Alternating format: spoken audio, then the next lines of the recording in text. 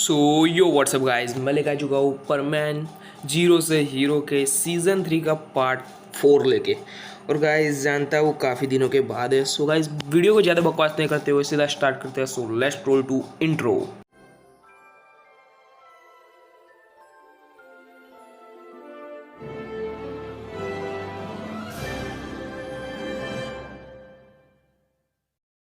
मिस्सू अपने दोस्तों के साथ मिलके एक पार्टी में आ जाता है। फिर मिस्सू अपने दोस्त को कहता है कि यार किसकी पार्टी है। फिर मिस्सू का वो जो दोस्त होता है ना राहुल, वो कहता है किसी की पार्टी नहीं बल्कि किसी की शादी है। फिर जो मिस्सू होता है वो कहता है किसकी शादी। फिर जितेश कहता है कि और किसकी, राहुल के एक्स की। फिर मिस्सू कहता है क्या।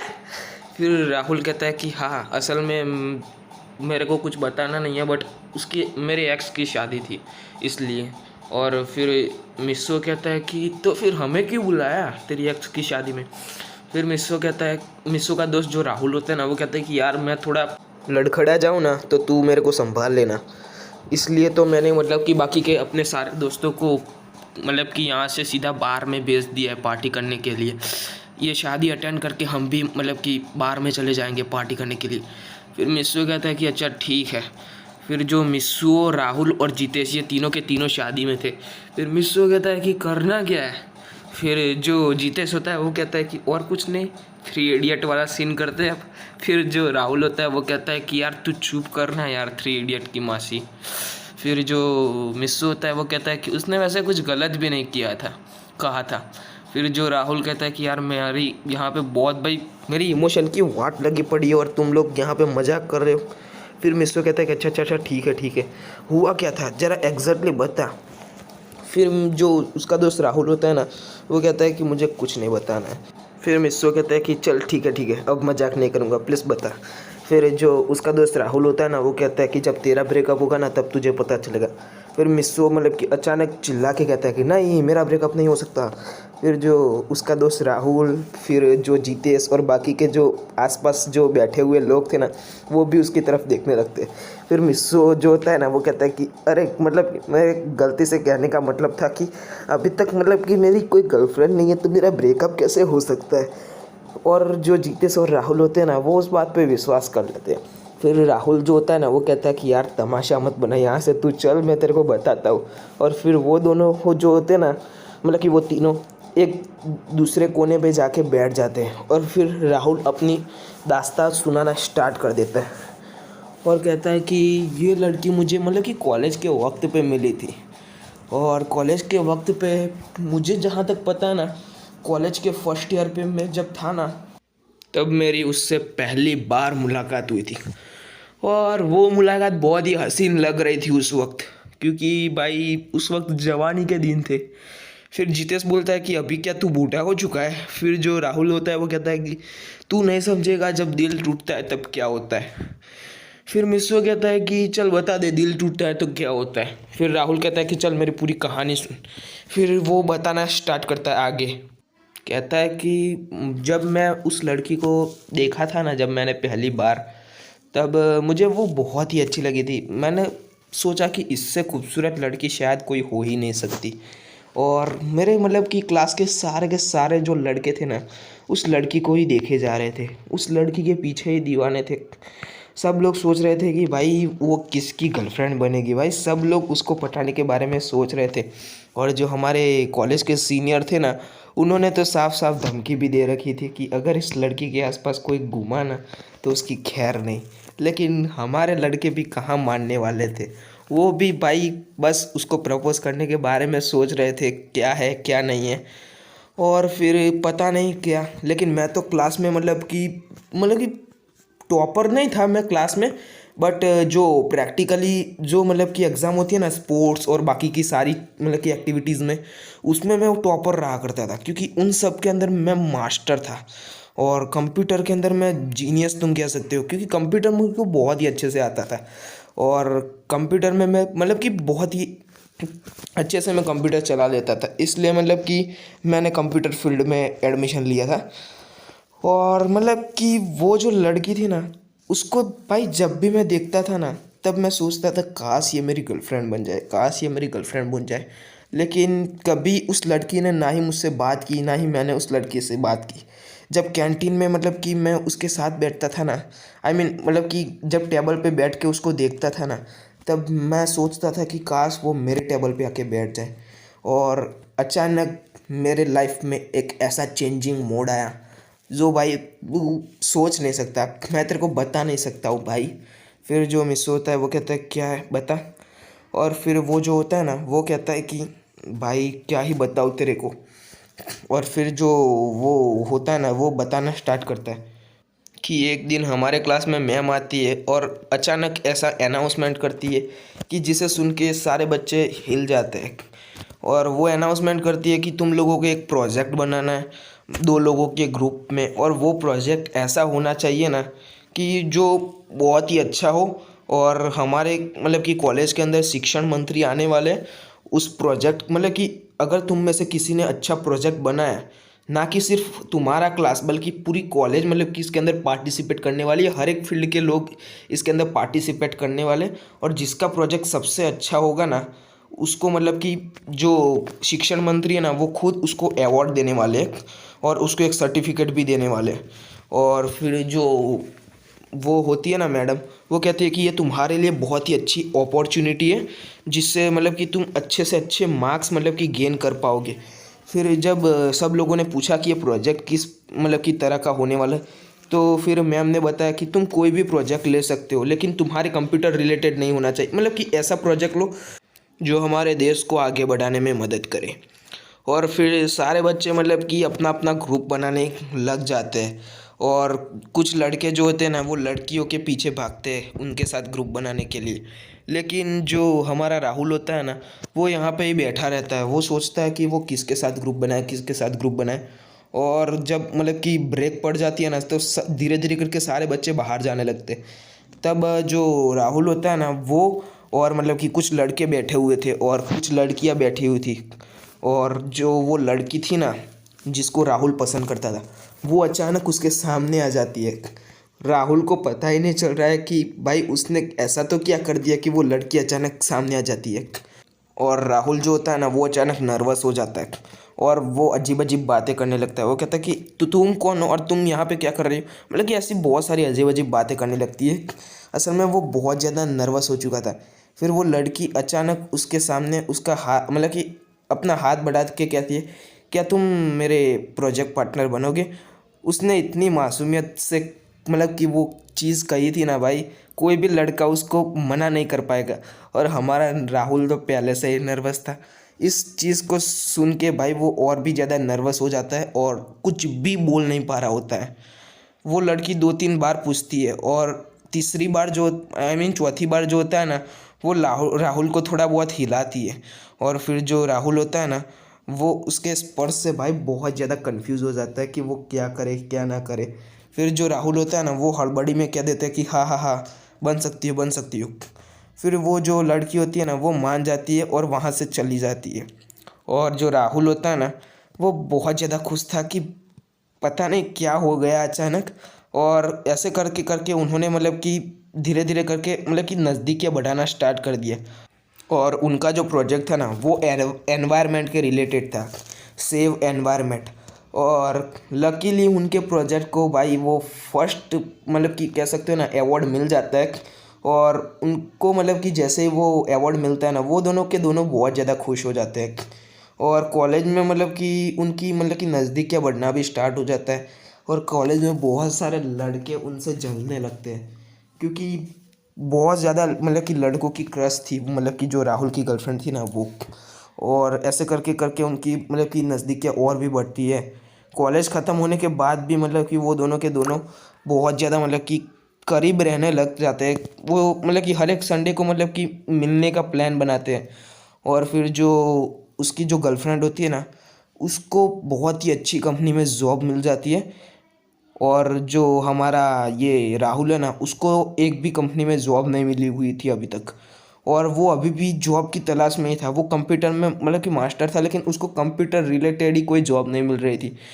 असल में वो जो था ना राहुल वो कंप्यूटर में मतलब कि पीछे हो चुका था बाकी सारे स्टूडेंट से, क्योंकि जैसे ही वो मतलब कि गर्लफ्रेंड के चक्कर में पड़ा ना तब से भाई उसका पूरा फोकस जो था ना वो पूरा हिल चुका था।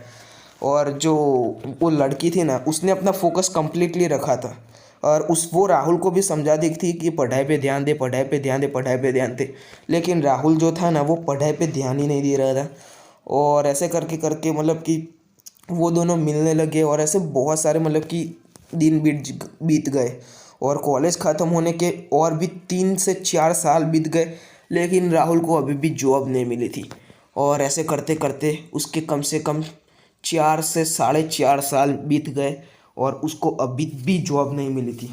और उसके पापा भी घर पे चिल्लाते थे, बाहर भी लोग बोला करते थे। और अब तो उसकी गर्लफ्रेंड ने भी बोलना स्टार्ट कर दिए थे कि ये राहुल यार तुझे कुछ ना कुछ तो करना पड़ेगा यार, जॉब तो तू कैसे भी करके ढूंढ ले। फिर जो राहुल था ना वो कह रहा होता था कि मैं कोशिश कर रहा हूँ लेकिन मिल नहीं रही है जॉब। और फिर जो उसकी जो गर्लफ्रेंड होती है ना उसने उसको हमेशा सपोर्ट किया था। लेकिन अचानक क्या हो जाता है ना कि वो मतलब कि उसकी गर्लफ्रेंड से काफ़ी दिनों से मिल नहीं पा रहा होता है। वो उसकी गर्लफ्रेंड को कॉल कर रहा होता है लेकिन कॉल नहीं लग रहा होता है, ना ही वो उसकी गर्लफ्रेंड कभी उससे मिलने आती थी। और जहाँ तक उसको उसके घर का पता था ना तो उसके पुराने वाले घर का पता था, उसके नए वाले घर का पता था ही नहीं। तो वो उसके पुराने वाले घर पे जाता है, लेकिन उसको पुराने वाले घर पे भी वो लड़की नहीं मिलती है। और फिर वो जो होता है ना राहुल, वो बहुत ज़्यादा कन्फ्यूज़ था कि वो क्या करे क्या ना करे।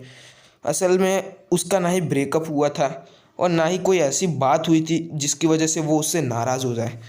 लेकिन ऐसी तो कौन सी बात हो चुकी थी जो इतनी ज़्यादा प्रॉब्लम वाली चीज़ थी। फिर उसकी जो गर्लफ्रेंड होती है ना उसका एक दिन अचानक फ़ोन आता है और वो कहती है कि राहुल मेरी शादी होने वाली है और हो सके तो मुझे भूल जाना। और वो बहुत ज़्यादा उदास लग रही थी। और फिर जब मैंने उससे कम्प्लीटली बात की तब मुझे पता चला कि उसके पापा ने उसकी शादी करवा ली है, शादी करवाने वाले हैं। और उसने उसको ब्रेकअप करने के लिए वो फ़ोन किया था। फिर जो राहुल होता है ना वो उसे दोबारा कॉल करता है, लेकिन उसकी जो गर्लफ्रेंड होती है ना वो कॉल नहीं उठाती है। और फिर ऐसे वो बहुत सारे कॉल करता है, वो बहुत ज़्यादा कंफ्यूज हो जाता है। और फिर वो साइबर कैफ़े में भी जाता है कि उस नंबर को ट्रेस करवाने के लिए। लेकिन वो जो नंबर होता है ना वो उसे मिल तो जाता है और वो उसके घर पे भी जाता है।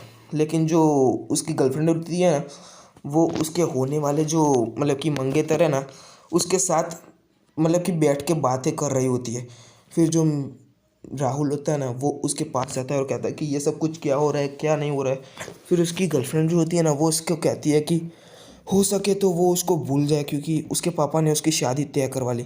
फिर जो राहुल होता है ना वो कहता है कि मुझे पता है कि तुम्हारे पापा ने तुम्हारी जानबूझ के शादी करवाई है, तुम इस शादी से खुश नहीं हो। फिर जो उसकी गर्लफ्रेंड होती है ना वो कहती है कि नहीं मैं इस शादी से खुश हूँ। वैसे भी तुम करते क्या हो, तुम तो मतलब कि अभी भी तुम्हें कम से कम 4.5 साल बीत चुके हैं तुम्हें कॉलेज कंप्लीट हुए, लेकिन तुम्हें अभी भी जॉब नहीं मिली है।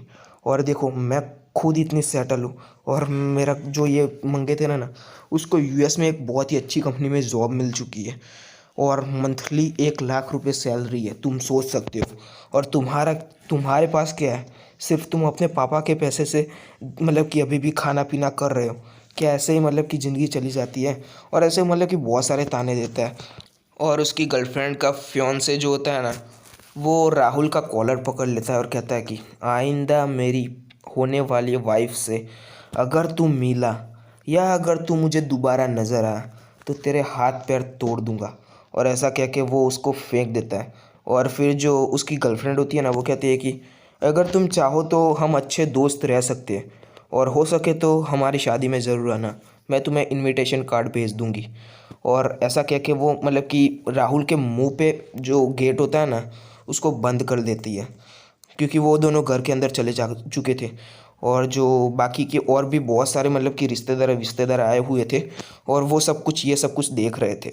यहाँ तक कि जो टेरिस पे उसके जो फादर होते हैं ना उसकी गर्लफ्रेंड के, वो भी ये सब कुछ देख रहे होते हैं। क्योंकि असल में उसके फादर ही चाहते थे कि वो दोनों ना मिले, क्योंकि उनको पता चल चुका था कि राहुल जो है ना वो एक नंबर का निकम्मा था। और इसलिए वो जो राहुल होता है ना वो वहाँ से चले जाने में ही भलाई समझता है और वो वहाँ से चला जाता है। और वो बहुत ज़्यादा दुखी था। और इतना दुखी था ना कि कम से कम 6 साल, आई मीन 6 महीने बीत जाते हैं, लेकिन वो अभी भी उस गर्लफ्रेंड को, अपनी गर्लफ्रेंड को इतना याद कर रहा है ना कि जब भी अब उसकी याद आती है ना तो वो आंखों में से उसके आंसू निकल जाते हैं। और जब ये बात कर रहा था ना मिस्सू और जीतेश से, तब उसके आंखों में से बहुत सारे आंसू निकल रहे होते हैं। फिर मिस्सू कहता है कि तू तू तू रो क्यों रहा है।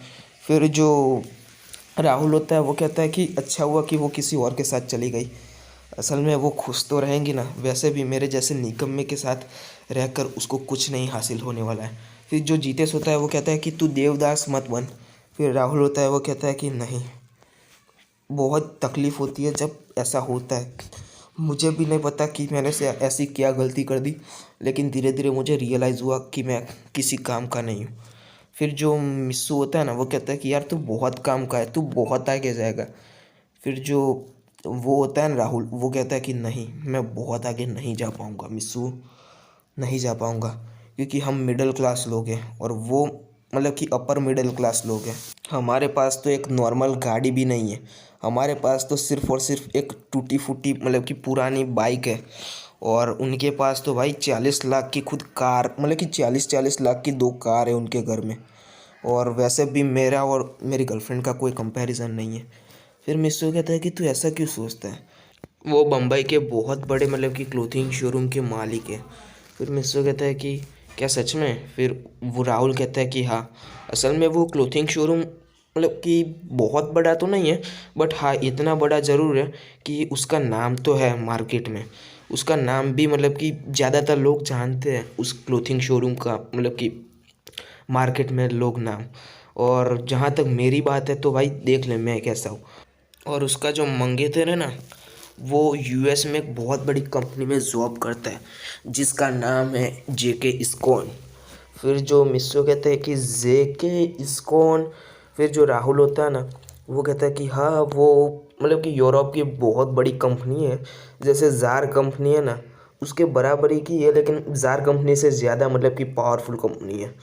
फिर जो जीतेश होता है ना वो कहता है क्या बात कर रहा है, यूरोप की इतनी बड़ी कंपनी। फिर जो जो राहुल होता है ना वो कहता है कि हाँ, जार कंपनी तो सिर्फ इंडिया लेवल पे स्टे करती है, लेकिन जो इस्कॉन कंपनी है ना वो एक फ़ॉरेन की कंपनी है और ये फ़ॉरेन की कंपनी में जॉब करता है। फिर मिस्सो कहता है कि यार जेके इस्कॉन, इसका तो नाम सुना है। और फिर जो मिस्सू होता है ना वो मतलब कि किसी अपने फ़ोन में कुछ चेक कर रहा होता है।